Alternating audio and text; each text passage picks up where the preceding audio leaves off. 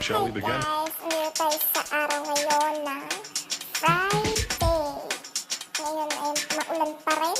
Let's begin. Ngayon ako ay magtutupi ng aking mga tupiin dahil after 1 week, ngayon lang ulit natuyo ang aking mga sampay. Ayan na nga po. Ako ay sige lang ng tupi para maayos ang aking gamitan at kada kuha ng damit namin dalawang mag-ina ay parang kinantay naman. Ayan na nga po. Ako ay nagpalit ng music.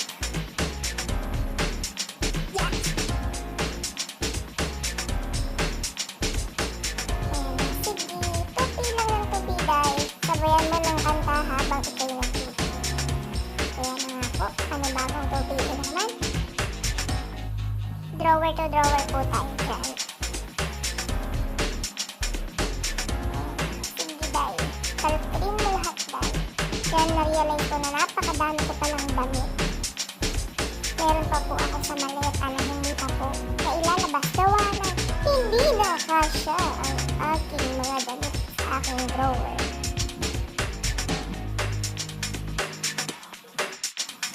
Guys, ang ulam niya for today, kami ay nagpaksiw lamang ng paksiw. Ayan na, sa aking anak na si Tyler, gamitan niya. Ayan. Tapos ako'y magwawalis na po. Ayan, sige day, walis, binis, sige na. Ngayon ako ay kumuha ng map. Ako naman ay magmamap. Sige, kuskus. Kuskus lang ng kuskus tayo nang matanggal ang mga libag-libag talaga dyan, day. Ayan. Tapos ngayon, sa kwarto naman. Naku, napakakalat ng aming kwarto. Pasensya na kayo at parang akala mo laging may rape na nagaganap dito sa aking kwarto. Pero kaming dalawa lang mag-ina po talaga dyan. At ayan, ako'y nagwalis ng kaunti.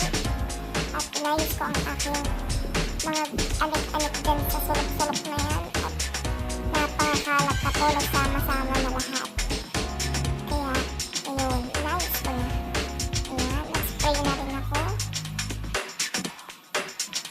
At ayan na po. Malinis na po ang aking bahay. Shall we Bahay begin? na nga ba talaga yan? Luminis na siya kahit pa paano. Thank you sa panonood, guys!